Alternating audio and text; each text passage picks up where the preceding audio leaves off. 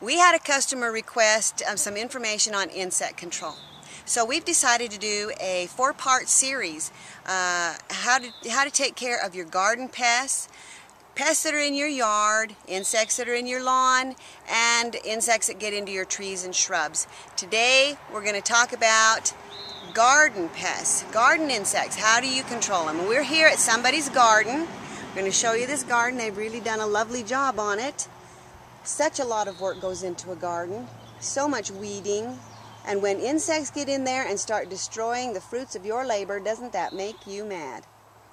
Just hate to see those tomato worms come, the squash bugs, oh my gosh, but there are things you can do about them. Let's talk about all these insecticides. First one is 7. This is a standard insecticide, been around for a long time. You can use it on an awful lot of things. It takes care of the worms.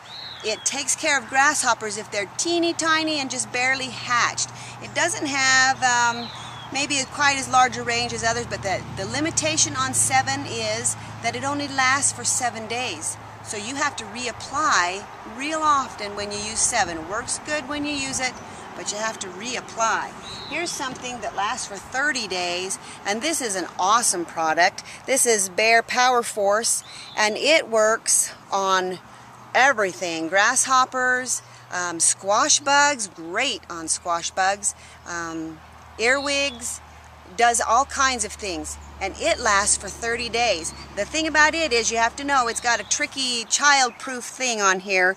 This little thing right here has to be pushed in. You have to turn it to the G for garden and push it in, or all you're doing is spraying water. So when you go to use it, remember that you have to turn that and push it in. Then you just hook it to your hose. I love this hose end because it's so easy to use. You just turn it, put it on, and then turn it on and just go around and spray. If you're getting a lot of insects in under the leaves, be sure and get down under there and spray under the leaves so that you can get rid of them. That is a wonderful, wonderful product. Nothing kills grasshoppers like that. However, sometimes people don't like to spray. They don't want to spray and they want to use grasshopper bait. This grasshopper bait works really good and also works really good on slugs. You get slugs sometimes when the soil keeps damp, and you get it up on the leaves and they'll eat your leaves right up. But this is a slug bait as well as a grasshopper bait, and it works really great on slugs. It doesn't work on big grasshoppers, great big grasshoppers. It works best when they're smaller, but it does work really good. Then we've got this Bear. This is a systemic insecticide, and if you get aphids like in your peppers, oh, it's so hard to get rid of them.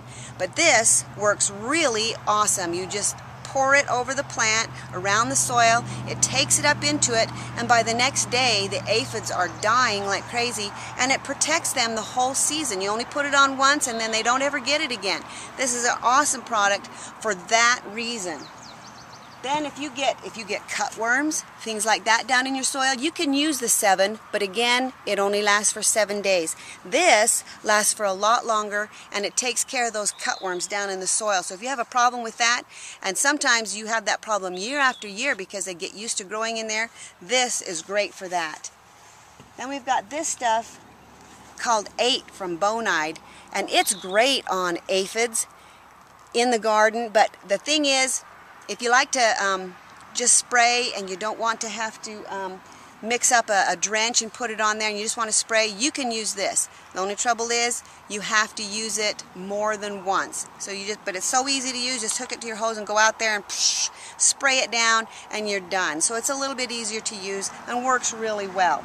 If you get ants in your garden, this is what you use. Many-purpose dust by Greenlight. It's the only one rated to be used in the garden, and it is especially good on those little tiny black ants. But don't put it right on your plants. The carrier for this is nitrogen, and you can burn your plants. Believe me, I know. I burned some tomatoes clear up, so don't put it on your plants. Put it out around or where you find the actual ant hill.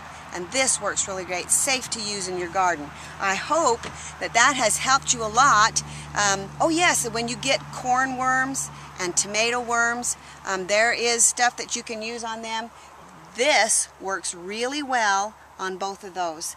and just takes right care of them. You'd hate to see your tomatoes get eaten up. Well, I hope it has helped, and our next segment will be in the yard.